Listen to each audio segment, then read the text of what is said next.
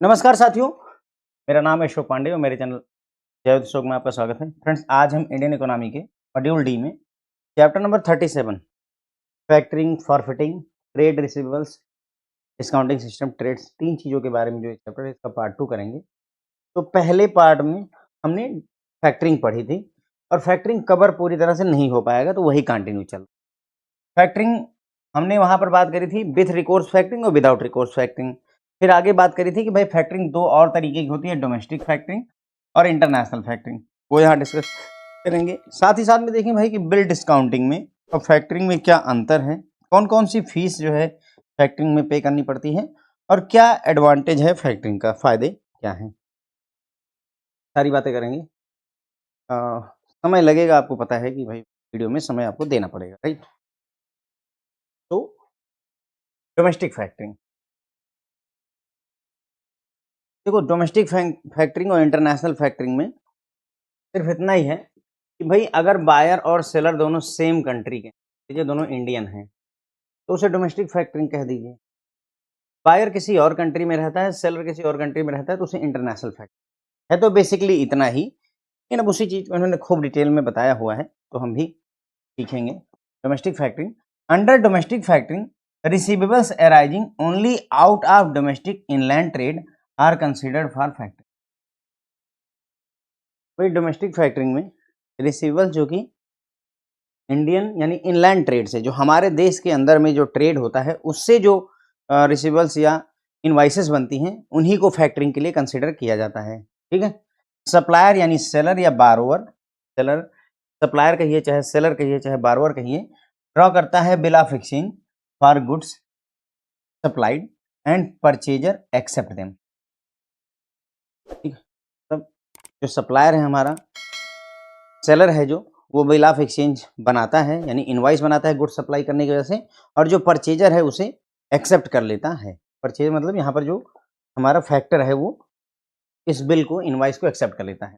After acceptance of bill of exchange the factor makes an upfront payment of about 80% of invoice value after deducting its discount charges at normal interest rate for the period of bill of exchange to be supplier to the supplier. मतलब अब वही बात कह रहे हैं भाई कि देखो, फैक्टर ने अगर बिल ऑफ एक्सचेंज को एक्सेप्ट कर लिया है तो वो जो भी इनवाइस अमाउंट है उसका 80% जो है पेमेंट कर देता है।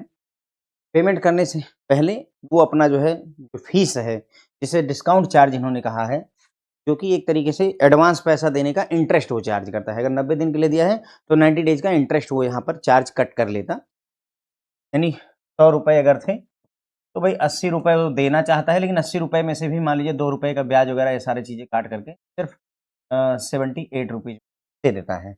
द बैलेंस ऑफ पेमेंट यानी जो 20% बचा हुआ है, balance of payment 20% of invoice value is made after collecting the payment from the purchaser, यानी कि जो बायर है वो जब पेमेंट कर देगा तो उसके बाद में जो बाकी का 20% है वो वापस किया जाता है। देखो ये सब हम डिस्कस कर चुके हैं, कोई नई चीज़ यहाँ पर नहीं सामने निकल करके आ रही है, ये सारी बातें आपको पता है फैक्टरिंग में।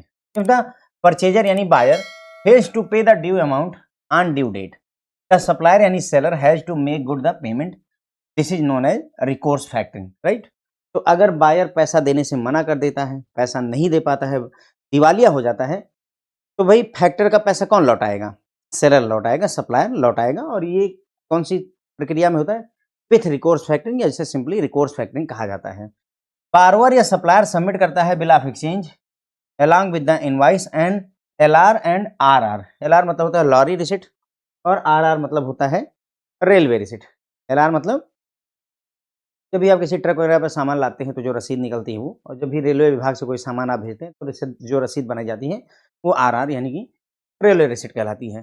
तो बारवर जो है, सप्लायर जो बारवर है, सेलर है, वो सबमिट करता है, वो इनवाइस सबमिट करेगा यानी बिल ऑफ एक्सचेंज सबमिट करेगा, साथ ही साथ में एक रसीद देगा कि हाँ हमने सामान भेज दिया है, file requesting for factoring the transaction. जब वो फैक्टर से कहेगा कि भाई हमें पैसा दे दो तो उस समय ये देगा, प्रेजेंट करेगा कि ठीक है आप हम, मतलब हमने इनवाइस भी दे दी और हमने इस बात का प्रूफ भी दे दिया कि हमने गुड्स को भेज दिया।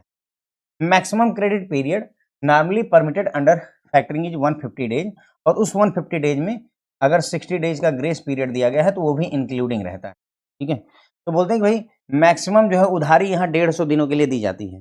फैक्टर जो है जो आपको पैसा देगा 5 महीने के लिए लगभग देगा, 150 डेज के लिए देगा।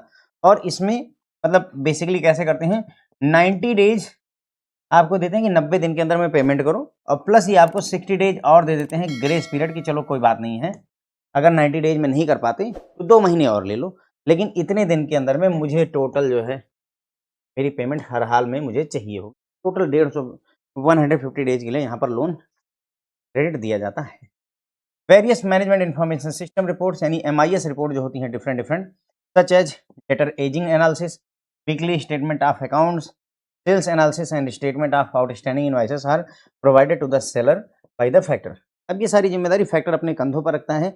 जो भी रिपोर्ट्स बनती हैं वो सारी की सारी रिपोर्ट कौन बनाएगा, फैक्टर बनाएगा। किसको देगा, सेलर को देगा। अब रिपोर्ट में कौन सा, डेटर एजिंग एनालिसिस यानी कितने लोग हैं जिनका पैसा किस स्थिति में 90 दिन बचे हैं कि 30 दिन बचे हैं कि 10 दिन बचे हैं। वीकली स्टेटमेंट ऑफ अकाउंट, खाते की क्या स्थिति है, सेल्स कितनी हुई है, आउटस्टैंडिंग इनवाइसेस कितनी पड़ी, ये सारी रिपोर्टें बना करके फैक्टर जो है अपने सप्लायर यानी जो सेलर है जिसने इनवाइस बेची है उसको देता है। To be eligible for factoring the supplier must have a track record of certain minimum years of existence in the business with consistent profitability and positive net. मतलब बोलते हैं कि फैक्टर भी भाई किसी को अगर उधार देगा, सप्लायर को अगर उधार देगा या सेलर को उधार देगा, या उधार देना इन द सेंस ऑफ कि फैक्टरिंग करेगा, उनको पैसे देगा इनवॉइस के बदले में, तो वो भी ये चाहता है कि भाई पिछले कुछ वर्षों से तुम काम कर रहे हो, पिछले 4-5 साल से 2-3 साल से तुम्हारा बिजनेस चल रहा हो, तुम लगातार प्रॉफिट कर रहे हो और नेट पॉजिटिव वर्थ भी तुम्हारी होनी चाहिए। कितना मिनिमम ईयर होना चाहिए, ऐसी कोई गाइडलाइन इन्होंने ऐसा नहीं दिया कि मिनिमम 3 साल से बना हो, ऐसा कोई गाइडलाइन नहीं दी हुई है। Usually before providing upfront payment to the supplier an agreement is entered into with the supplier for assigning the debt of the purchaser to the factor, and the factor makes advances only against invoice drawn on this particular purchaser। ये बोलते हैं कि भाई इससे पहले कि आपका जो 80% आपको पैसा दिया जाए, एक एग्रीमेंट किया जाता है इसके साथ में, जो हमारा फैक्टर है वो सप्लायर के साथ में, सेलर के साथ में एक एग्रीमेंट कर ले, ताकि असाइन किया जाए जो डेट ऑफ द परचेजर यानी जो बायर है उसके जो कर्जे हैं, है ना, जो वो इनवाइस है, वो इनवाइस एक तरीके से क्या है, जो हमारा बायर है उसका कर्जा है वो असाइन हो जाए किसको, टू द फैक्टर। मतलब कहने का अब ये इनवाइस की ओनरशिप जो है पहले किसके पास थी, सेलर के पास थी, इनवाइस उसी ने बनाई थी तो सेलर के पास ओनरशिप थी, अब वो हट करके फैक्टर के पास चली जाती है, असाइन होने का मतलब होता है। और फैक्टर जो पेमेंट करेगा भाई वो इसी परचेजर यानी इसी बायर, जो यहाँ पर हमारा बायर है उसी के अगेंस्ट में एडवांस ये देगा। कोई और बायर है, मान लो यहाँ पर बायर नंबर 2 है, तो इसको थोड़ी ना इसके उधारी के लिए पैसे नहीं देगा, क्योंकि भाई उसने इनवाइस बायर की खरीदी है 1 की, तो बायर 1 के अगेंस्ट में ही पेमेंट देगा, तो सी बात है। Sub limit of each purchaser is fixed and sum of these sub limits is the overall limit of supplier. तो जितने भी परचेजर हैं उन सबकी सब लिमिट फिक्स होती है। मतलब मान लो आपके बायर 1 है तो आपने उसके लिए 1 लाख लिमिट सेट कर दी। कौन करता है ये 1 लाख लिमिट, जो हमारे फैक्टर होते हैं। B2 ने कहा, B2 बायर के लिए उसने 2 लाख लिमिट सेट कर दी, B3 के लिए मान लो उसने 50,000 रुपीज़ लिमिट सेट कर दी। तो इस तरीके से वो हर एक इंडिविजुअल बायर के लिए उसकी परफॉर्मेंस के आधार पर एक लिमिट सेट कर देता है, और इन सभी लिमिट को अगर हम जोड़ लें 3.5 लाख रुपीज़, तो यही जो है ओवरऑल लिमिट होती है उस सेलर की, कि जो फैक्टर है वो कितना उधार देगा सेलर को, ये चीज़ का डिसीजन से लिया जाता है। Usually the purchaser should have been dealing with the supplier for a certain minimum period to be eligible for factoring.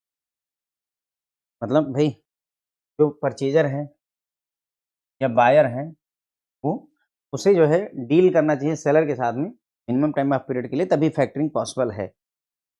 यानी पहली बार जो है सोचो कि मैं एक फ्रिज सेल करता हूँ और कोई फ्रिज खरीदने पहली बार आया है, तो इस ट्रांज़ैक्शन के फैक्टरिंग होने के चांसेस कम होते हैं। भाई क्यों? क्योंकि हमें पता ही नहीं है कि बायर की क्षमता है या नहीं है।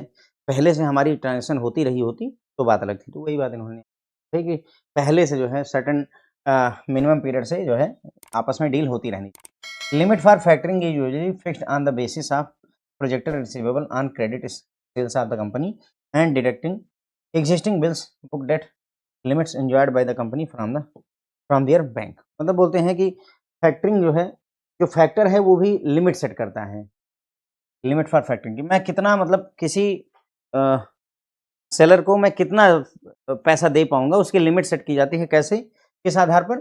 कितनी क्रेडिट सेल करेगा वो, मतलब एक प्रोजेक्शन लिया जाता है कि कितना उधारी पर तुम बेचोगे, है ना? क्रेडिट सेल में फैक्टरिंग आएगी, उधार पर 90 दिन के लिए दे दिया, तो कितना आप क्रेडिट सेल करते हैं, उसके बाद में उसमें से घटा दिया जाता है। अगर जो है उस कंपनी ने बैंक वगैरह से पहले से ही लोन ले रखा है, बिल्स या बुक डेट जो है पहले से ही अगर उधार ले रखा है बैंक से, तो उसको उस लिमिट से हटा दिया जाता है और इसी के आधार पर ये पूरा डिसीजन।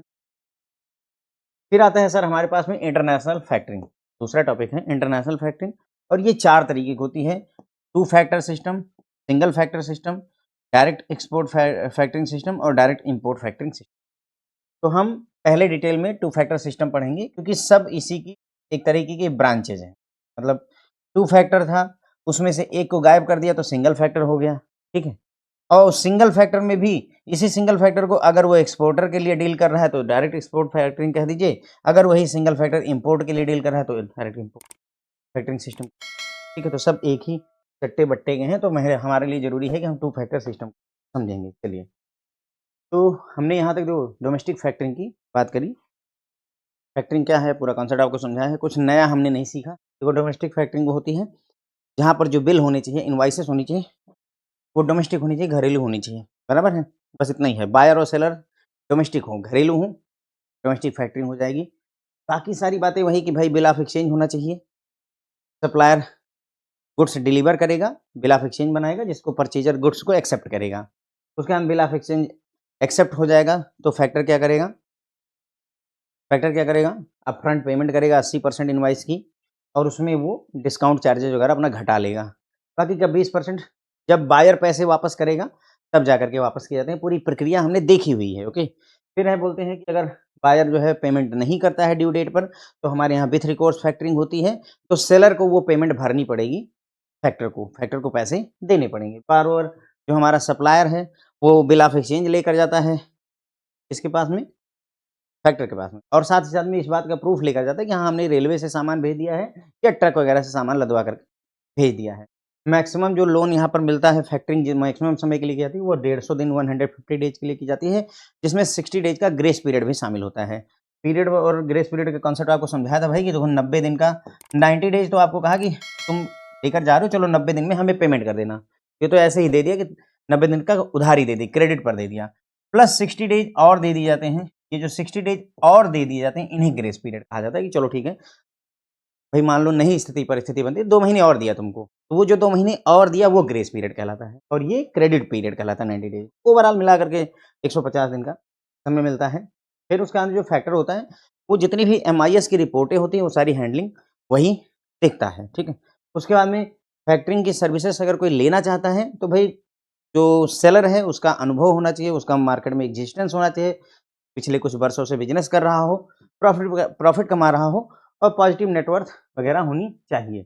इससे पहले कि अपफ्रंट पेमेंट करी जाए सप्लायर को, एक एग्रीमेंट किया जाता है सप्लायर और फैक्टर के बीच में, जिसमें जो ये डेट है, जो कर्ज़ा है, वो कहाँ से उठ कर के चला जाता है? फैक्टर से, मतलब जो है जो अ, बिल की ओनरशिप होती है पहले सेलर के पास, फिर वो उठ कर के चली जाती है किसके पास में? फैक्टर के पास चली जाती है। अब पैसा बायर से फैक्टर के पास जाता है। उसके बाद में हर एक बायर की सब लिमिट सेट की जाती है और सब मिला करके टोटल मिला करके ओवरऑल सप्लायर की लिमिट सेट की जाती है कि कितना मैक्सिमम फैक्टरिंग का पैसा दिया सकता है। फैक्टर जो है पूरे साल में 6 करोड़ देगा, 5 करोड़ देगा, ऐसा वो डिसीजन टोटल लेता है, ठीक है?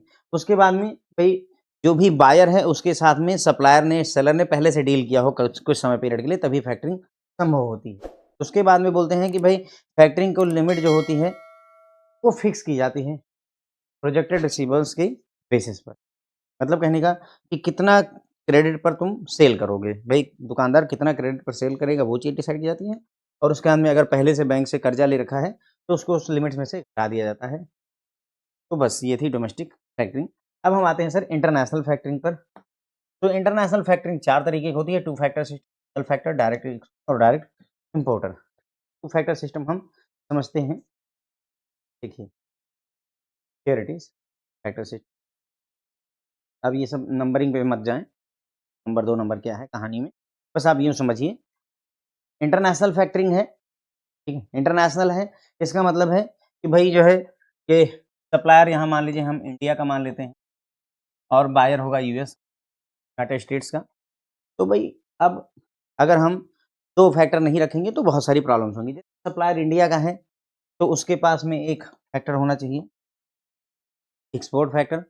और अगर जो है यहाँ पर बायर होगा, तो उसके पास में एक और फैक्टर होना चाहिए, इम्पोर्ट फैक्टर, यानी इम्पोर्टर का फैक्टर, वो एक्सपोर्टर का फैक्टर। पैसे कोई एक ही देता है, लेकिन यहाँ पर इम्पोर्टर का फैक्टर इसलिए रख लिया जाता है क्योंकि भाई सोचो कि हम इंडिया में ये बंदा बैठा हुआ है, इसके लिए यूनाइटेड स्टेट्स में मैनेज करना आसान नहीं होगा। उसके लिए ये जो एक्सपोर्ट फैक्टर होता है, उसका एक मित्र, उसका एक करेस्पॉन्डेंट अमेरिका में, ये यूएस में बैठा होता है, जो इसके बिहाफ़ पर काम कर देता है। तो यहाँ पर 2 फैक्टर की हमें बेसिकली ज़रूरत पड़ती है। इंडिया में था, तो वो बंदा अमेरिका में था नहीं, वो भी इंडिया में था, ये भी इंडिया में थे। इन्होंने बस पकड़ी, कार उठाई, चले गए, बाहर से मिल लिया, तो वो प्रॉब्लम नहीं थी। लेकिन अब ऐसे तो फ्लाइट पकड़नी पड़ेगी, एक आधी बार का टिकट ही 1.5-2 लाख रुपए का बनेगा मेरे, ठीक है? तो ये वाली स्थिति थी, इसलिए 2 फैक्टर सिस्टम, ठीक है? 2 तरफ से 2 फैक्टर लगते हैं। अब पूरा मतलब थियोरेटिकल एस्पेक्ट समझते हैं, फिर जो है मैं इस फिगर को आपको 2 factor system. In international factoring there are usually 2 factors. जो इंटरनेशनल फैक्टरिंग होती है भाई, उसमें यूजुअली 2 फैक्टर्स होते हैं। एक्सपोर्ट फैक्टर जो होता है looks at financing the exporter and sales administration, ठीक है? यानी कि जो एक एक्सपोर्ट का फैक्टर है, वो पैसा देगा एक्सपोर्टर को, और सेल्स एडमिनिस्ट्रेशन भी देखेगा, यानी इनवॉइस को प्रेजेंट करना राइट टाइम पर, पैसे कलेक्ट करना, ये सारी चीज़ें इसकी ज़िम्मेदारी होती हैं।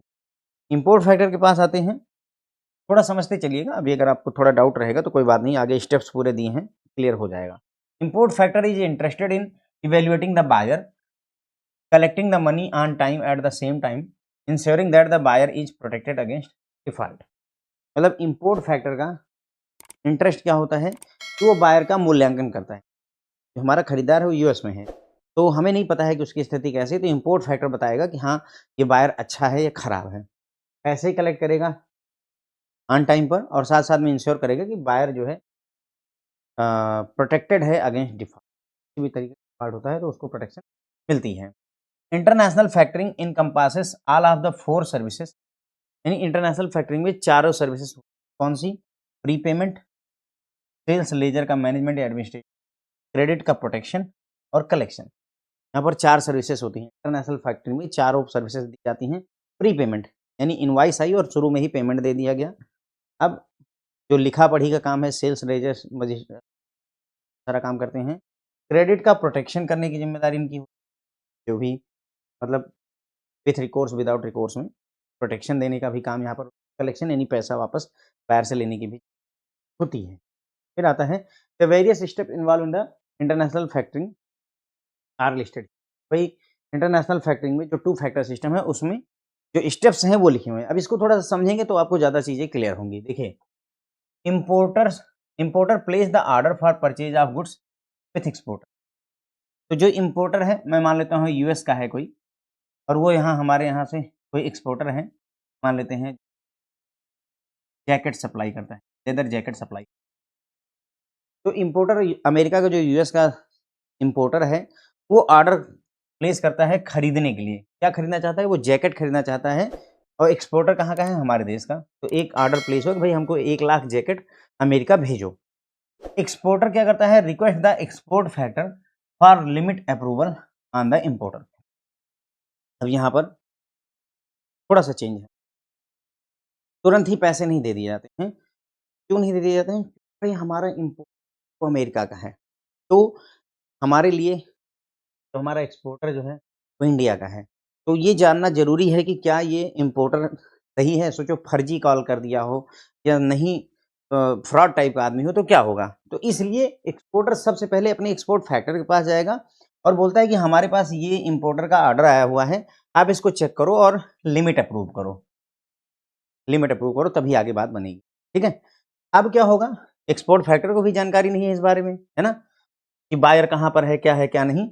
तो होगा export factor in turn forward his this request to an import factor in the importer's country. ठीक है, तो एक्सपोर्ट का जो फैक्टर है वो अपने करस्पॉन्डेंट जो अमेरिका में उसका इंपोर्ट फैक्टर बैठा हुआ है उसके पास ये रिक्वेस्ट भेजता है कि यार ये 1 लाख लेदर जैकेट का ऑर्डर एबीसी कंपनी से आया हुआ है, जरा से देखो कि कैसे, मतलब ये बायर कैसा है। ठीक है, इंपोर्टर फैक्टर क्या करेगा?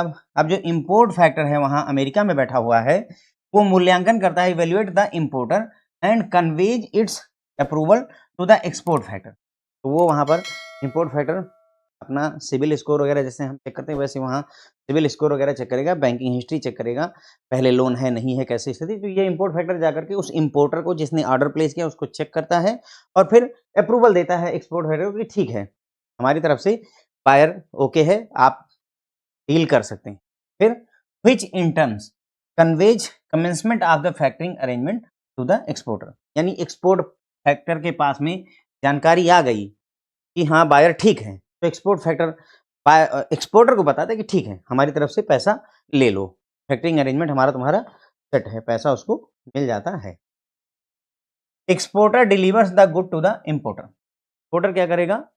गुड्स डिलीवर कर देगा इंपोर्टर। मतलब यहाँ पर ये हुआ कि भाई हमारा जो है फैक्टरिंग अरेंजमेंट कमेंस हो गया, यानी कि फैक्टरिंग हो जाएगी, तुम चिंता न करो, इनवाइस लेकर आओ। यहाँ तक ये स्थिति हुई तो एक्सपोर्टर ने गुड्स डिलीवर कर दिए इंपोर्टर को, यानी कि जहाज वहाज पे लादा और भेज दिया।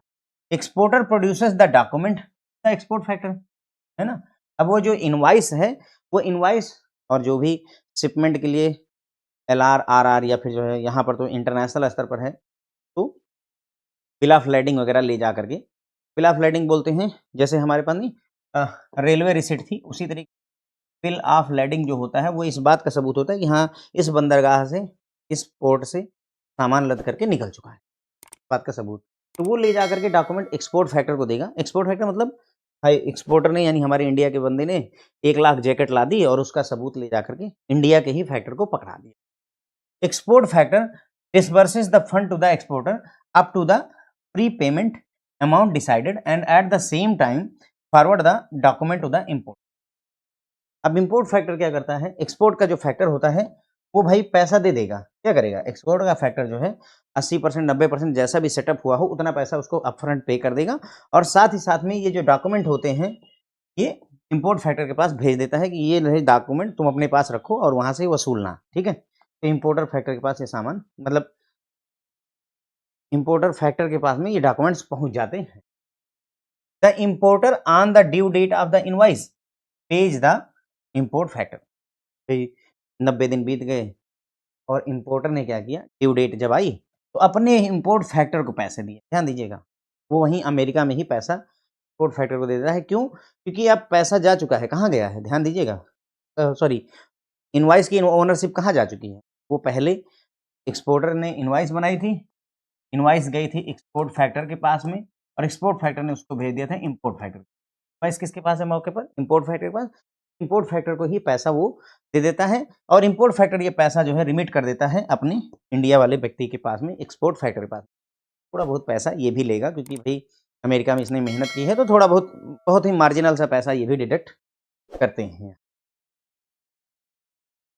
Export factor apply the received fund to the outstanding amount of the advance against the invoice and exporter receive the balance payment. तब वही बात बोली इन्होंने, भाई जैसे 80 रुपए दिए थे, 100 रुपए का इनवाइस थी, 80 रुपए दिए थे या मान लो 2 रुपए और काट लिए थे, 78 रुपीज दिए थे, 20 रुपए और देना था, लेकिन जो कुछ और फीस वगैरह लगी मान लो 5 रुपए, तो जो बाकी का 15 रुपए बचे वो उसको एक्सपोर्टर को दे दिए जाते।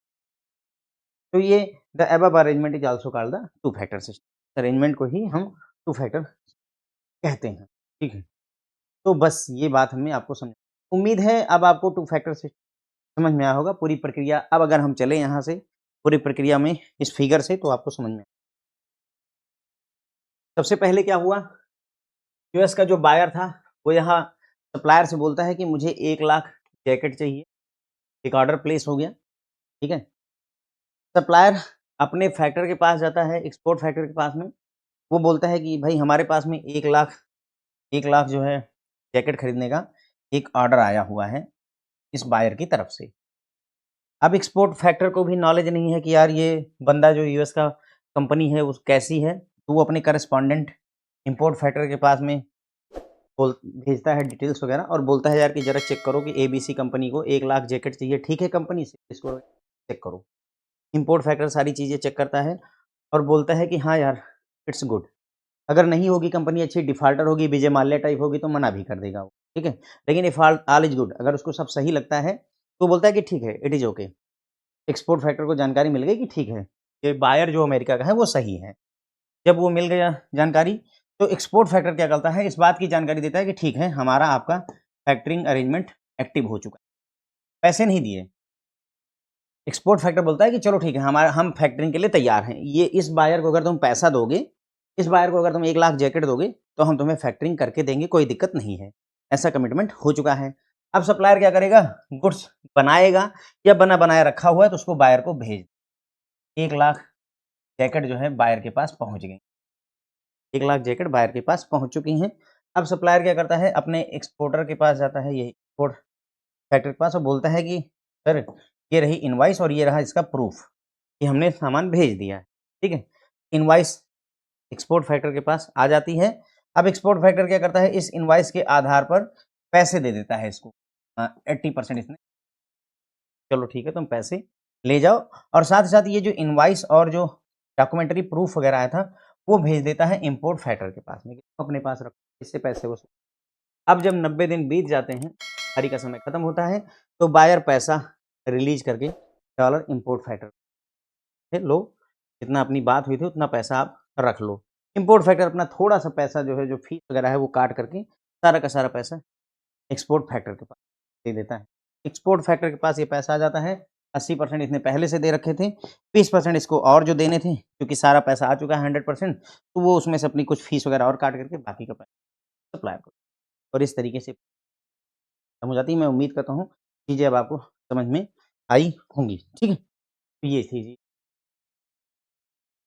ओके, तो इंटरनेशनल फैक्टरिंग हमने देखा 2 फैक्टर होता है और भी तरीके हैं फैक्टर में। International factoring usually 2 factor involve होते हैं। अब आपको समझ में आया होगा 2 फैक्टर की क्यों ज़रूरत है, क्योंकि हमें नहीं पता यूएस का वो जो बायर है कैसा है, उसी चीज़ श्योर करने के लिए एक्सपोर्ट फैक्टर जो है फाइनेंसिंग का काम देखता है एक्सपोर्टर के लिए और सेल्स एडमिनिस्ट्रेशन का काम भी ये देखता है। और जो इम्पोर्ट फैक्टर होता है, वो बायर का इवैल्यूएशन यानी उसका क्रेडिट स्कोर, उसको उसका पास्ट में क्रेडिट हिस्ट्री कैसी रही है, ये चीज़ें collecting the money, money collect करने की ज़िम्मेदारी, ये सारी चीज़ें देखता है। इंटरनेशनल फैक्टरिंग में चारों सर्विसेज़ दी जाती हैं। कौन-कौन सी हैं 4 सर्विसेज़? मेबी एग्ज़ाम में ये पूछ ले, तो इंटरनेशनल फैक्टरिंग में 4 सर्विसेज़ कौन-सी होती हैं? या इसमें से कौन-सी 4 फैक्टराइज़ेशन नहीं आता है? तो प्री पेमेंट करना, सेल्स लेजर का मैनेजमेंट करना, क्रेडिट प्रोटेक्शन देना और कलेक्शन करना, ये सारी चीज़ें पढ़ाती हैं। वेरियस स्टेप जो भी होते हैं फाइनेंसिंग में, मैंने ये आपको पूरा फिगर में समझाया था, फिर भी एक बार देखते हैं। इम्पोर्टर ऑर्डर प्लेस करता है एक्सपोर्टर के पास, मुझे 1 लाख जैकेट चाहिए। एक्सपोर्टर जो है अपने एक्सपोर्ट फैक्टर के पास जाता है और बोलता है कि यार लिमिट अप्रूव करो, ये इम्पोर्टर है, इसको 1 लाख जैकेट चाहिए। एक्सपोर्ट फैक्टर को जानकारी नहीं उस बायर के बारे में, तो वो ये रिक्वेस्ट फॉरवर्ड करता है अपने इम्पोर्ट फैक्टर बस अमेरिका में और बोलता है कि इम्पोर्टर के बारे में चेक करो यार, ये कैसा व्यक्ति है। इम्पोर्टर फैक्टर जो इम्पोर्ट फैक्टर है वहाँ का विदेश का, वो जाता है इम्पोर्टर के बारे में इंक्वायरी करता है और अगर सब कुछ ठीक है तो बोलता है कि अप्रूव कर दिया हमने, ठीक है तुम इसको फैक्टरिंग कर सकते हो। तो एक्सपोर्ट फैक्टर को जब एश्योर हो जाता है कि हाँ बायर ठीक है, तो वो जो सेलर है यानी कि जो हमारा एक्सपोर्टर, उसको एक्सपोर्ट फैक्टर बोलता है कि ठीक है, हमारी तरफ से फैक्टरिंग अरेंजमेंट शुरू हो चुका है। एक्सपोर्टर अब जाता है सामान एक इम्पोर्टर को डिलीवर कर देता है, सामान लाद-वाद करके भेज देता है। एक्सपोर्ट प्रोड्यूस करता है जो एक्सपोर्टर है, अब वो जो इनवॉइस थी उसको एक्सपोर्ट फैक्टर के पास ले जाता है। एक्सपोर्ट फैक्टर तुरंत ही पैसे दे देता है उसको, अभी डिसीजन हुआ था पहले 80% 90% जो भी हुआ हो, और उस डॉक्यूमेंट को भेज देता है इम्पोर्ट फैक्टर के पास कि तुम अपने पास रखो, जब समय आएगा तो इससे पैसे ले लेना। इम्पोर्ट अब यहाँ इम्पोर्टर यानी जो बायर है उसकी ज़िम्मेदारी आती है कि जब ड्यू डेट आती है, तो वो इनवॉइस का पेमेंट करता है किसको? इम्पोर्ट फैक्टर को। इम्पोर्ट फैक्टर वो पैसा वापस कर देता है एक्सपोर्ट फैक्टर के पास। एक्सपोर्ट फैक्टर अपना हिसाब-किताब करके बाकी का पैसा जो बचता है उसको बैलेंस पेमेंट जो है इम्पोर्टर को दे देता है। ये जो है टू फैक्टर कहते हैं। इसके अलावा ये तो हमने टू फैक्टर सिस्टम देखा। In addition to the above there are 3 other types of international factoring. इसके अलावा 3 और तरीके की फैक्टरिंग होती है। इसमें पहला है, क्या है ये? पहला single factor. Single factor system. तो सर जो ये सिंगल फैक्टर सिस्टम होता है ना, बेसिकली ये है टू फैक्टर सिस्टम ही। बस जो दूसरा फैक्टर होता है वो चुपचाप बैठा होता है जब तक ये डिफ़ॉल्ट ना हो जाए। समझ गए? तो बेसिकली इसे टू फैक्टर सिस्टम। लेकिन जो इसमें एक फैक्टर है वो तब तक कुछ नहीं बोलेगा जब तक कि डिफ़ॉल्ट ना हो जाए, बायर पैसा देने से मना ना कर दे, तब तक सिर्फ़ एक ही फैक्टर यहाँ पर काम करे। इसे सिंगल फैक्टर सिस्टम। ठीक, ठीक है? तो single factor system, in this type of factoring the import factor comes into focus only if the buyer default in making the payment।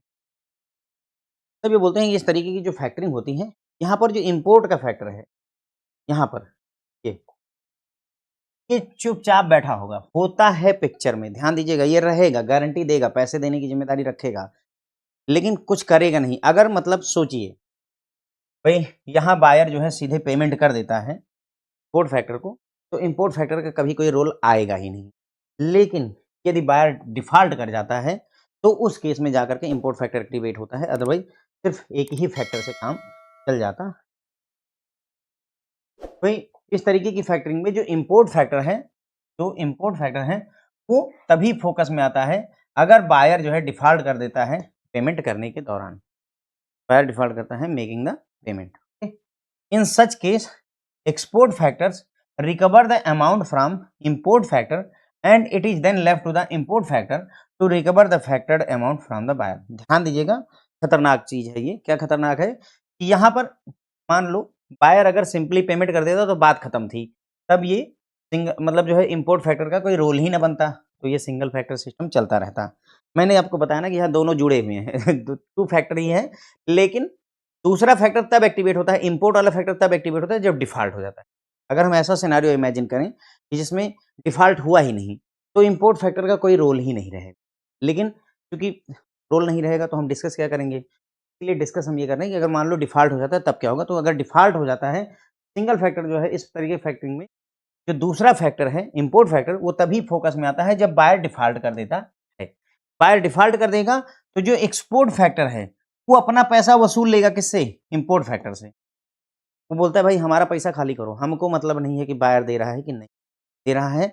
अब ये तुम्हारी ज़िम्मेदारी है, इम्पोर्ट फैक्टर की ज़िम्मेदारी होती है कि वो अपने बायर से पैसा वसूले। इंश्योरेंस टाइप का काम होता है। समझ गए मेरी बात को? Did you get the point? Two factor में ऐसा नहीं था, ध्यान दीजिएगा, है ना? टू फैक्टर के सिस्टम में ऐसा नहीं था। यहाँ पर क्या बोल रहा है? वो बोलता है कि भाई जो है बायर ने पेमेंट करने से मना कर दिया। बायर ने पेमेंट करने से मना कर दिया, तो एक्सपोर्ट फैक्टर बोलता है कि इम्पोर्ट फैक्टर से कि भई मुझे मेरा पैसा लौटाओ। तो इम्पोर्ट फैक्टर एक्सपोर्ट फैक्टर को पैसा देता है। अब इम्पोर्ट फैक्टर अपना कोर्ट कचहरी चाहे जहाँ जाए, कोर्ट कचहरी में जाएगा, केस करेगा और बायर से पैसे अपने वसूलेगा। ये इम्पोर्ट फैक्टर की होती है। तो यही है सर सिंगल फैक्टर सिस्टम। क्या है? Single factor. और इसको सिस्टमैटिकली बोला है कि ये अरेंजमेंट हम ये सिंगल फैक्टर सिस्टम का ही डायग्राम है। पहला फैक्टरिंग का एग्रीमेंट होता है, फिर डिलीवरी ऑफ गुड्स होती है, फिर असाइनमेंट ऑफ अकाउंट रिसीवेबल्स यानी इनवॉइस असाइन करी जाती है, funding to supplier by export factor, payment by buyer to export factor, in case buyer does not pay in 90 days, import factor pay to export factor, if point 6 materialised, import factor recover amount from buyer. ये 7 step हैं single factor system. तो अगर हम देखें तो सबसे पहले factoring का एग्रीमेंट होता है। फैक्टरिंग का एग्रीमेंट हुआ 1 नंबर सप्लायर के बीच में और एक्सपोर्ट फैक्टर के बीच में। पहला 1 नंबर फैक्टरिंग का एग्रीमेंट हुआ। 2 नंबर डिलीवरी ऑफ गुड्स, यानी अब ये यहाँ से यहाँ गुड्स आए, सप्लायर ने बायर को गुड्स दे दिया, तो 2 नंबर का काम हो गया, मतलब पॉइंट नंबर 2 इज डन। फिर आता है assignment of account receivable 3 number. 3 number है assignment of account receivable. Supplier यानी कि जो इनवॉइस है उसकी ओनरशिप जो है वो असाइन कर देता है किसको? एक्सपोर्ट फैक्टर को। यानी इनवॉइस पहले सेलर के पास थी, सप्लायर के पास थी, अब इनवॉइस की ओनरशिप एक्सपोर्ट फैक्टर के पास आ गई। ये होता है असाइनमेंट ऑफ अकाउंट रिसीवेबल। फिर है funding to supplier by export factor. Funding to supplier, supplier को फंडिंग होगी, कौन देगा? और कौन देगा? भाई कौन देगा? Export factor. Export factor supplier को। उसके बाद में जब payment by buyer to 4 number वह है पेमेंट बाई बायर टू 5वें नंबर पर यहाँ पर अब सिंगल फैक्टर सिस्टम है तो 5वां नंबर यहाँ पेमेंट जा सीधे बायर एक्सपोर्ट फैक्टर को, इंडिया के एक्सपोर्ट फैक्टर 2 फैक्टर था तो पेमेंट यहाँ आ रही, करेक्ट है। तो यहाँ 5वें नंबर पर पेमेंट हुई, बायर ने सीधे एक्सपोर्ट फैक्टर को पेमेंट दे दी। और अगर ऐसा हो जाता तो बात ही खत्म हो जाती, यहीं पर ही सारा टेंशन ही खत्म, क्योंकि पैसे आते, ये अपना हिस्सा काट करके बाकी का एक्सपोर्टर को दे देता। लेकिन in case buyer does not pay in 90 days, import factor pay to the export factor. बोलते हैं भाई 6वें नंबर पर क्या हो रहा है, अगर मान लो बायर ने पेमेंट नहीं करी, मना कर दिया 90 दिन के बाद में, तो क्या होगा, in case buyer does not pay in 90 days, import factor pay to the, import factor आएगा आगे और एक्सपोर्ट फैक्टर को पैसे देगा, ठीक है, लो पैसे दे लो, ठीक। अब भाई अगर इंपोर्ट फैक्टर ने पैसे दे दिए तो रिकवरी की जिम्मेदारी, रिकवर करने की जिम्मेदारी यानी 7वां पॉइंट किसके ऊपर रहा, इंपोर्ट फैक्टर के पास। हाँ, सेफ कौन है, एक्सपोर्ट फैक्टर पूरी तरह से सेफ है, एक्सपोर्ट करने वाला सेफ है, फंसा कौन, सिर्फ इंपोर्ट फैक्टर फंसा, ठीक है। तो बस यही हो गया सिंगल फैक्टर सिस्टम। अगर मतलब डिफ़ॉल्ट ना हो तो सिंगल फैक्टर सिस्टम यहीं तक ही खत्म हो जाता है, यानी इनका कोई रोल ही नहीं है। यदि डिफ़ॉल्ट की बात ना करें तो इंपोर्ट फैक्टर पिक्चर में आता ही नहीं है। अगर डिफ़ॉल्ट हो जाता है तो उस केस में ये सिंगल फैक्टर सिस्टम। अब ये आगे के बहुत आसान है। Direct export factoring system, in this system there is only one factor, that is, यानी इसमें लिखा हुआ है डायरेक्ट एक्सपोर्ट फैक्टरी सिस्टम, इसमें सिर्फ एक ही फैक्टर है, इंडिया वाला, वही एक्सपोर्ट फैक्टर, और कोई नहीं होता है। This export factor manages all aspect of the factoring time, और यही एक्सपोर्ट फैक्टर ही फैक्टरिंग की सारी प्रक्रिया को देखता है, उसी की सारी जिम्मेदारी होती है। ये इन्होंने यहाँ लिखाया हुआ है, यहाँ पर सप्लायर है, वहाँ पर बायर है, और सिर्फ एक्सपोर्ट फैक्टर है। एक्टिविटी हो रही होगी 1 number, 2 number, 3 number, 4 number, 5 number, क्या है वो देख लेते हैं। तो हियर इट इज, पहला फैक्टरिंग का एग्रीमेंट होता है बायर एक्सपोर्ट और एक्सपोर्ट फैक्टर के बीच। फिर 2 नंबर पर गुड्स की डिलीवरी की जाती है। यहाँ पर सप्लायर होगा या सेलर होगा, यहाँ पर बायर होगा, और यहाँ पर एक्सपोर्ट का फैक्टर है। तो 1 नंबर में फैक्टरिंग एग्रीमेंट होगा, यानी इनके और इनके बीच फैक्टरिंग का एग्रीमेंट होगा, सेलर और एक्सपोर्ट फैक्टर के बीच। फिर 2 नंबर में जो सेलर है, सप्लायर है, वो गुड्स को डिलीवर करेगा। 3 नंबर में जो इनवॉइस बनी है उसको सेलर ले जा करके एक्सपोर्टर को असाइन कर देता, मतलब ओनरशिप जो है अब सेलर से एक्सपोर्टर के पास। Funding to supplier by export factor, अब क्या है, सप्लायर को फंडिंग की जा रही है एक्सपोर्ट फैक्टर, मतलब कहने का ये एक्सपोर्ट फैक्टर जो है पर पैसे दे दे। स्टेप नंबर 4 में, स्टेप नंबर 5 में payment by buyer to export factor, अब यहाँ से पेमेंट 5 नंबर, तो बायर अब इसको पेमेंट कर देगा, बात खत्म हो। समझ में आ रहा होगा आपको कि हाँ, क्या बातें चल रही हैं, ठीक है। बायर और फिर आ जाता है दूसरा, डायरेक्ट इंपोर्ट फैक्टरिंग सिस्टम। अब आपको पता होगा वहाँ एक्सपोर्ट फैक्टर इन्वॉल्व था, यहाँ सिर्फ इंपोर्ट फैक्टर। तो in this type of factoring there is only one factor, the import factor, and the seller directly deal with the import factor for all aspect of the transaction. तो भाई सिर्फ एक factor होगा, import factor, और जो seller या supplier होगा वो सिर्फ और सिर्फ डील करता है किसके साथ, इंपोर्ट फैक्टर के साथ में, और कोई यहाँ पर इन्वॉल्व नहीं होता है। तो अगेन हमारे सामने वही है, सप्लायर, बायर और इंपोर्ट फैक्टर। तो आपको ये समझ में आ रहा होगा कि कैसे क्या चल रहा होगा। देखो 1 नंबर पे क्या हो रहा होगा, पहले फैक्टरिंग का एग्रीमेंट हुआ होगा ये और इसके बीच में, इंपोर्ट फैक्टर और सप्लायर के बीच में। फिर 2 नंबर पे इसने गुड्स सप्लाई किए होंगे, 2 नंबर पे इसने गुड्स सप्लाई किए होंगे। फिर 3 नंबर पे क्या हुआ होगा, जो इनवॉइस बनी थी वो इनवॉइस यहाँ आ करके इंपोर्ट फैक्टर को असाइन कर दी गई, ठीक, असाइन कर दी गई, यानी इंपोर्ट फैक्टर के पास अब उसकी ओनरशिप चली गई है, असाइनमेंट का ये मतलब। फिर अगर असाइनमेंट इसके पास आ गया तो ये पैसे दे देगा 4 नंबर पे, 4 नंबर पे ये रुपए इसको दे देगा उठा करके, और उसके बाद में जब समय बीतेगा तो बायर जो है उठ करके यहाँ पर पैसा दे देगा, बायर यहाँ पर डॉलर या रुपये दे देगा, वही बात यहाँ पर लिखी गई होगी अगर आप देखेंगे।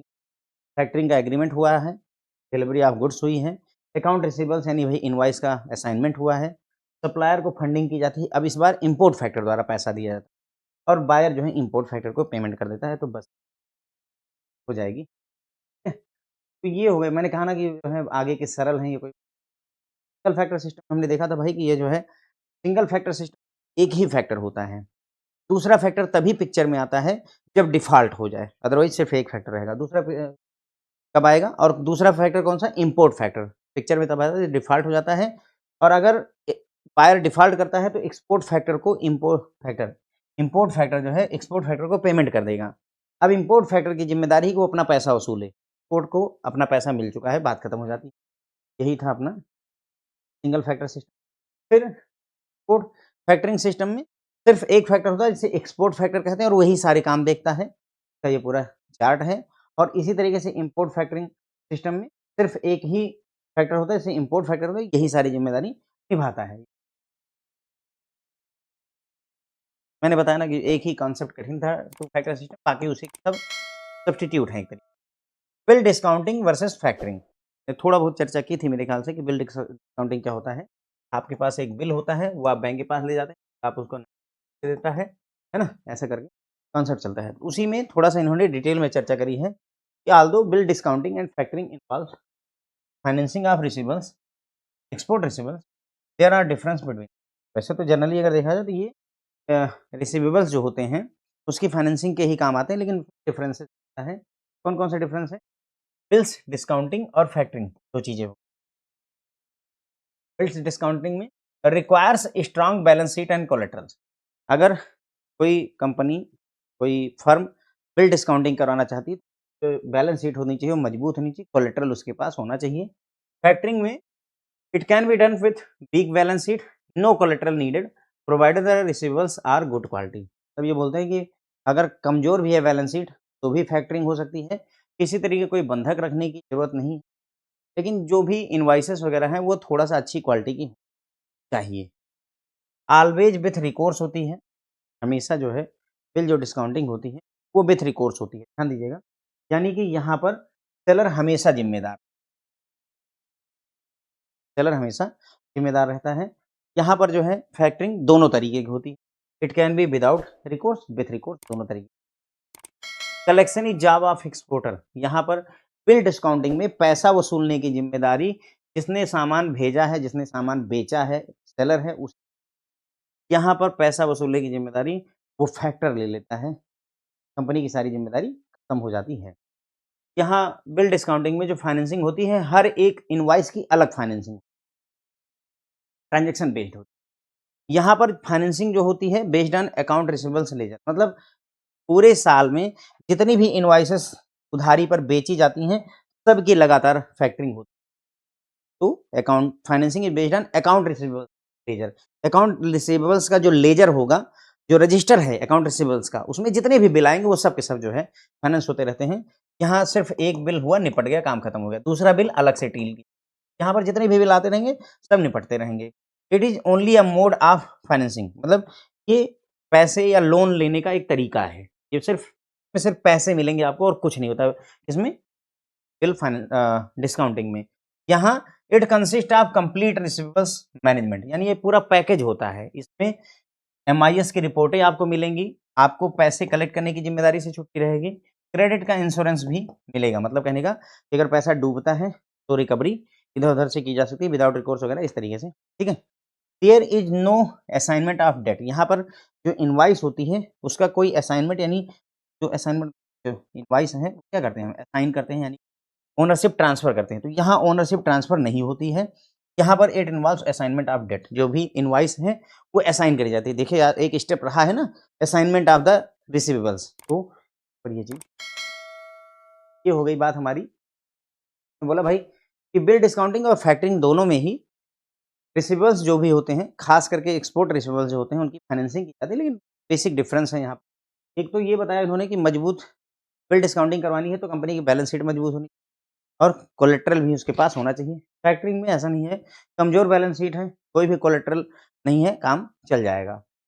ये बिल डिस्काउंटिंग हमेशा विथ रिकोर्स होती है, यानी कि अगर बैंक ने बिल डिस्काउंट किया है, पैसे दिए हैं और बायर ने पैसे नहीं दिए, तो बैंक का पैसा जो है सेलर को देना पड़ेगा। ये जो है फैक्टरिंग 2 तरीके की होती है, with recourse, without recourse. With recourse में सेलर की ज़िम्मेदारी होती है, विदाउट रिकोर्स में ऐसी ज़िम्मेदारी नहीं होती। पैसे बायर से कलेक्ट करने की ज़िम्मेदारी एक्सपोर्टर की होती है यहाँ पर। यहाँ पर वो फैक्टर जिसने फैक्टरिंग करी है उसकी ज़िम्मेदारी होती है पैसा वसूलने की। फाइनेंसिंग ट्रांज़ैक्शन पर की जाती है, हर एक ट्रांज़ैक्शन की अलग फाइनेंस किया जाता है। यहाँ पर जो अकाउंट रिसीवेबल्स का लेजर होता है, जो रजिस्टर है, उसमें जितनी भी एंट्री आती है उन सब की फाइनेंसिंग करी जाती है।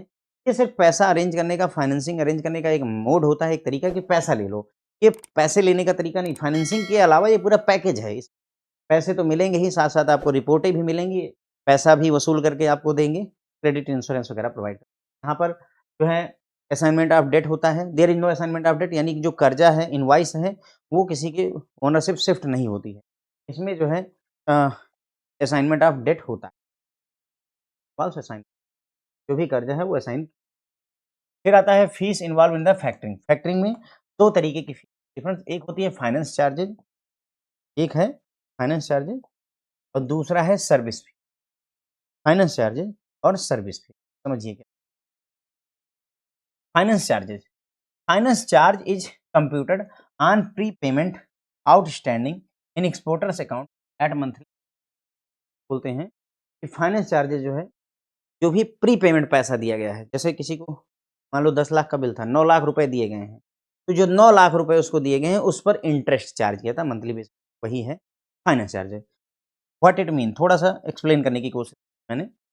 This is basically the interest rate to pay for borrowing money early. Simple से अगर भाषा में कहें, तो फाइनेंस चार्जेज़ का मतलब वही है, आप कितना ब्याज पे करते हैं क्योंकि आपने पैसा उधार लिया है अर्ली, ठीक है? ब्याज देना ही फाइनेंस चार्जेज़ का। दूसरा, ठीक है? तो बैंक ने या फैक्टर ने आपको एडवांस में पैसा दे दिया 3 महीने के लिए, 6 महीने के लिए, 5 महीने के लिए, तो उस पर ब्याज वसूला, तो उसे फाइनेंस फीस कही गई है। और सर्विस फीस कहते हैं जो फैक्टरिंग काम करने में जितना भी दौड़-धूप लगती है, उसका जो है वसूली करता है, तो उसे service fees. Service charge is nominal charge levied at monthly interval in order to cover the cost of services. Services में क्या-क्या? पैसे का कलेक्शन करना, लेजर का मेंटेनेंस करना, एमआईएस रिपोर्टें वगैरह जनरेट करना के लिए। और ये जो है 0.1% से लेकर 0.3% तक होती है on total value of invoices factored और कलेक्टेड बाय, मतलब इसकी रेंज जो है 0 पॉइंट। इसका क्या मतलब है थोड़ा-सा समझते हैं।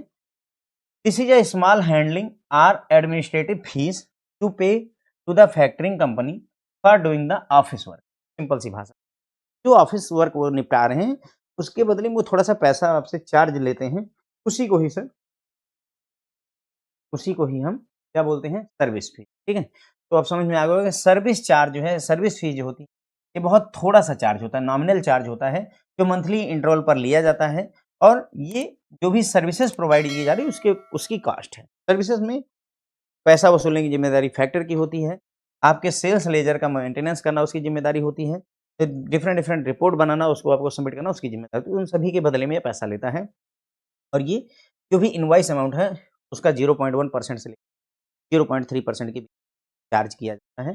ये बेसिकली ऑफिस वर्क जो आप ये यहाँ पर करते हैं, उसका पैसा ये वसूल रहे हैं। तो कौन-कौन सी फैक्टरिंग में इन्वॉल्व हैं? तो फाइनेंस चार्जेज़ मैंने वही बता दिया कि आपने पैसे उधार लिए हैं, तो उसके वजह से जो भी इंटरेस्ट आपको पे करना पड़ता है, उसे फाइनेंस चार्जेज़ कहते हैं। गलत, ये भी मंथली इंटरवल पर आपसे चार्ज किया जाता है और उसी तरीके से सर्विस फी इंटरवल पर ही चार्ज की जाती है। अब जो आपके बिहाफ़ पर उसने काम किया है, मेहनत की है, सर्विसेज़ दी हैं, उसी के अगेंस्ट में पैसा लेते हैं। तो 2 तरीके की फीस पर लागू होती है। शायद पहले भी हमने इसके बारे में चर्चा करी हुई है। पहले भी हमने इसके बारे में चर्चा करी है। लगभग लास्ट टॉपिक पर होंगे। Advantage of factoring. फैक्टरिंग के क्या फ़ायदे होते हैं? Factoring replaces high cost market credit and enable purchases on cash basis for availing cash discount. तभी बोलते हैं फैक्टरिंग जो है हाई कॉस्ट मार्केट क्रेडिट को रिप्लेस कर देता है। ठीक है, अगर बैंक से आप लोन लेने जाते हैं, तो आपको बहुत सारा इंटरेस्ट देना और enables purchases on cash basis for availing cash discount. तब यहाँ पर अ, जो परचेजिंग वगैरह हो रही है वो कैश बेसिस पर करी जाती है। मतलब आपके पास पैसे आ गए, आपके पास में पैसे आ गए, आपने 10 लाख रुपए सामान बेचा और 9 लाख रुपए आपके पास आ गए फैक्टरिंग पे। अब न 9 लाख रुपीज़ आपके पास हैं, तो आप जो खरीदारी करेंगे वो कैश बेसिस पर करेंगे और जब भी आप कैश में खरीदारी करते हैं, तो आपको बढ़िया जो है कैश डिस्काउंट, नकदी में हमेशा अच्छा discount. The customer gets instant finance against, हर एक इनवॉइस के अगेंस्ट में तुरंत ही कस्टमर को अ, फाइनेंस या पैसा मिल जाता है। लो मार्जिन रहता है, इस भाई मार्जिन बहुत कम है, 100% में से सिर्फ 20% ही आपका फँसा करके रखते हैं। मार्जिन का मतलब समझ गए होंगे, 80% से 90% आपको वापस कर दिया जाता है। देयर बाय आपका कैश फ्लो, नकदी आपके पास हमेशा बनी रहती है। कस्टमर गेट्स लार्ज क्रेडिट या ग्रेस पीरियड, भाई जो फैक्टरिंग हुई है, तो जो आपका कस्टमर है, उसको आप ज़्यादा दिन के लिए, ज़्यादा लंबे समय के लिए उधारी दे पाते हैं। ऐसे उसको कस्टमर को कैश में पेमेंट करनी पड़ती, लेकिन आपने कहा कि नहीं, चल ले जाओ 3 महीने बाद हमको दे देना और 60 दिन और ले लेना, तो उसको 5 महीने का समय मिले। कस्टमर को भाई यहाँ पर लंबे समय के लिए उधार मिल जाता है, तो वो खुश रहता है, आपके साथ में हैप्पी होगा कि सर ने हमको उधारी दे दी है। Each invoice is followed up for payment by the factor on the due date and thereafter, मतलब अब फैक्टर की ज़िम्मेदारी होगी कि जितनी भी इनवॉइसेस हैं पेमेंट के लिए कौन दौड़ेगा? फैक्टर फ़ॉलो-अप करेगा, ड्यू डेट पर करेगा और अगर नहीं पेमेंट हो पाती तो उसके आफ्टर भी वो फ़ॉलो-अप करेगा। एमआईएस रिपोर्ट और सेल्स लेजर एडमिनिस्ट्रेशन, ये भी जो है टेक केयर किया जाता है फैक्टर। तो पैसे वसूलने के लिए भी फैक्टर लगा हुआ है, एमआईएस की रिपोर्टें बनाने के लिए, सेल्स लेजर को मेंटेन करने, सेल्स लेजर का मतलब समझ रहे होंगे मुझे, एक बार देख लीजिए अकाउंटिंग अगर एक रजिस्टर है सर, में 1 नंबर पे लिखा एबीसी कंपनी, तो हमने 5 लाख रुपए की उधारी दे रखी। दूसरे नंबर पे लिखा है एक्सवाईजेड कंपनी, इसको उधार दे रखा है। तीसरे पे लिखा कि जो है वार कंपनी और इसको जो है 25 लाख का उधार दे रखा है। इसका जो है 90 डेज़ का ग्रेस पीरियड है और एंड डेट 31 जुलाई है। इसका जो है 150 दिन का पीरियड है टोटल उधारी का और लास्ट डेट जो है 30 पर है। इसी तरीके से लेजर बोलते हैं, सेल्स का लेजर बनाना। फैक्टरिंग एक्सेलरेट रिसीवेबल्स, सीआईबी में तो हम लोग जो है एफएम पढ़ते ही हैं, लेजर जर्नल वगैरह पढ़ते हैं। Factoring accelerate receivables turnover and improves operating cycle resulting in more production, larger sale, higher profit and investment. मतलब ये बोलते हैं कि भाई फैक्टरिंग से क्या होता है, आपके रिसीवेबल्स का टर्नओवर बढ़ता है, एक्सेलरेट हो जाता है।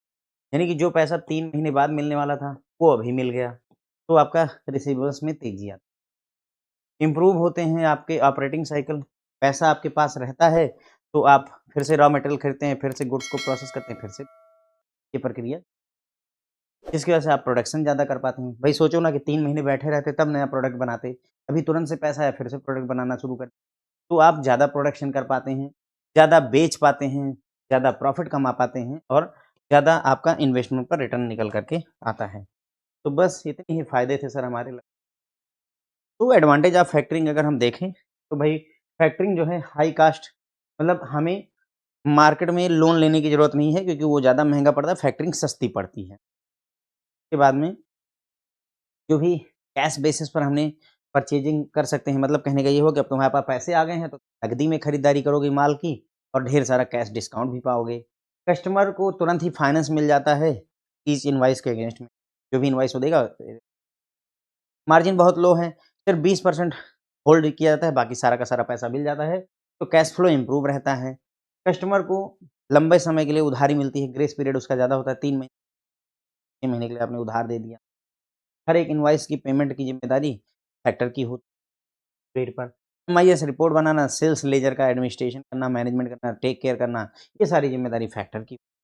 और फैक्टरिंग की वजह से जो आपके रिसीवेबल्स हैं, जो इनवॉइसेस हैं, वो का पैसा तेज़ी से आपको मिलता है, इससे आपकी ऑपरेटिंग करती है। ज़्यादा प्रोडक्ट आप बना पाते हैं, ज़्यादा बेच पाते हैं और ज़्यादा रिटर्न ऑन इन्वेस्टमेंट आपको मिलता है। तो बस यहीं पर बात खत्म होती है। उम्मीद है सर आपको फैक्टरिंग पूरी तरह समझ में, 2 लेक्चर लग गए मेरे और आगे हम फॉरवर्डिंग